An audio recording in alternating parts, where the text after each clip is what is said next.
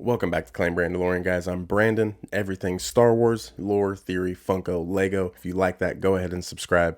Let's get into it.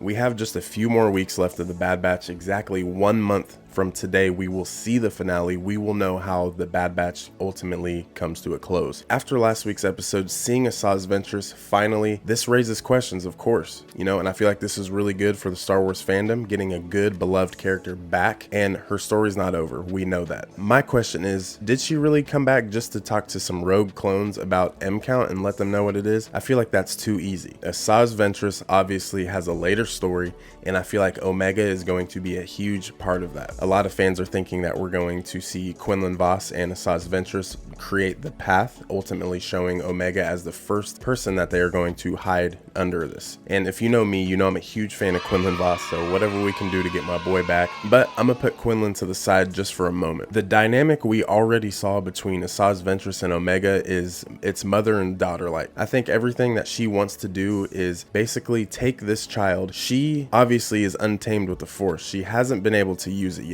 Ultimately, I don't think Clone Force 99 is going to excel. I think they are going to die off before the season finale. This all being created under Dave Filoni, he always puts Easter eggs. He always puts hints at what's coming next. And I feel like in the Kenobi series, even though Deborah Chow was the one that directed this, she showed the path. There was no reason just to, throw that in there and be like, oh, Quinlan was here. Like, this is obvious features. This being the Underground Railroad in the galaxy far, far away, I think this sets up so much opportunity. We get to see some of the things that we've read in Dark Disciple that was supposed to be in Clone Wars, but now brought back to animation. So imagine we get The Path, a Star Wars series. This would be really cool because we could go back and see flashbacks of ASAJJ Ventress and Quinlan Vos going up against Count Dooku. Maybe the early days of Quinlan Vos taking on the task from Yoda and the Jedi Council to go assassinate Count Dooku. Getting ASAJJ Ventress back in the Clone War era, this is beautiful. Like, what more could a Star Wars fan ask for? And this was only supposed to be a 3 to 6 episode arc in the Clone Wars.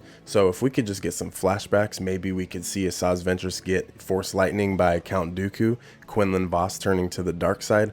All of these things coming back to light would be amazing. Plus everything that they went through separately and together, this can help Omega be a decent Force wielder. She's gonna have, things from the Sith, from the Jedi, and everything in between. So this is going to be awesome for Omega. She could be one with the Force and one from the light side and the dark side and everything in between. So Quinlan Vos and ASAJJ Ventress would definitely show her the way. Maybe we could see Tala Durth back in this series. This would be awesome. She was a huge player in the Kenobi series, and she definitely played both sides and did it pretty well, ultimately sacrificing herself. She knew that the Empire was way too far in the right field. So I think this would be a great show if it was done correctly. So I'm a huge advocate for it. Star Wars, The Path, let's get it going. I think this is going to be the next animated series, and a lot of fans like myself, especially getting Quinlan Vos back in action, this would be beautiful.